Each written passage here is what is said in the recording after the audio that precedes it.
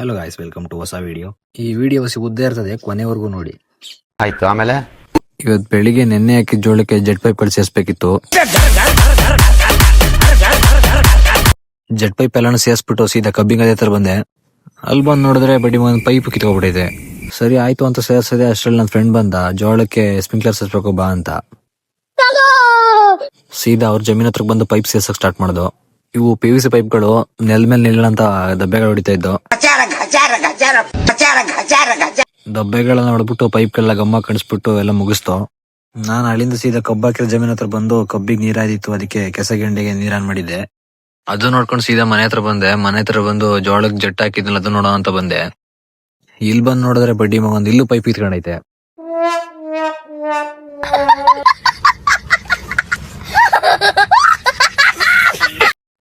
ಸರಿ ಆಯ್ತು ಅಂತ ಮನೆ ಹತ್ರ ಹೋಗಿ ಗಮ್ಮ ಮತ್ತೆ ಸ್ಕ್ರೂಗಳು ತಾ ಬಂದೆ.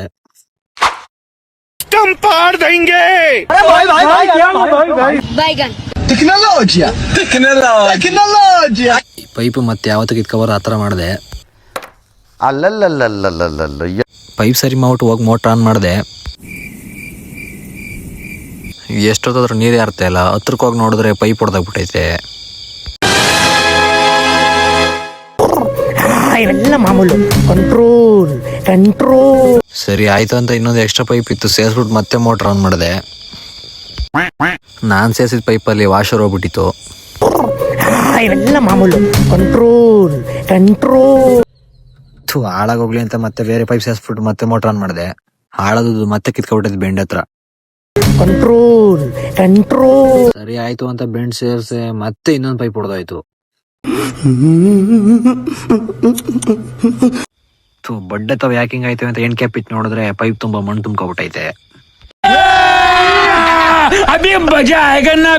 ಅದೆಲ್ಲ ಕ್ಲೀನ್ ಮಾಡಿ ಆಮೇಲೆ ಸ್ಪ್ರಿಂಕ್ಲರ್ ಗಳಿಗೆ ತಂತಿ ಹಾಕ್ಬಿಟ್ಟು ಎಲ್ಲ ಕ್ಲೀನ್ ಮಾಡಿದೆ.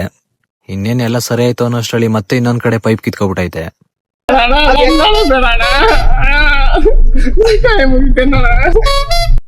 ಹಂಗ ಹಿಂಗ ಕೊನೆಗೂ ಸುಮಾರಾಗಿ ನೀರ್ ಹಾರೋ ತರ ಮಾಡಿದೆ.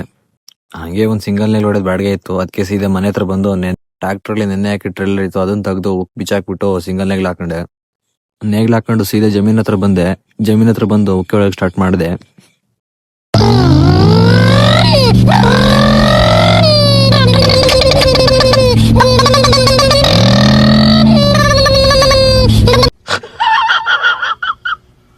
ಹಂಗೆ ಡೀಸೆಲ್ ಕಲ್ಲ ಆಯ್ತು, ಡೀಸೆಲ್ ಅವ್ರ ಕಡೆ ತರಿಸ್ದೆ.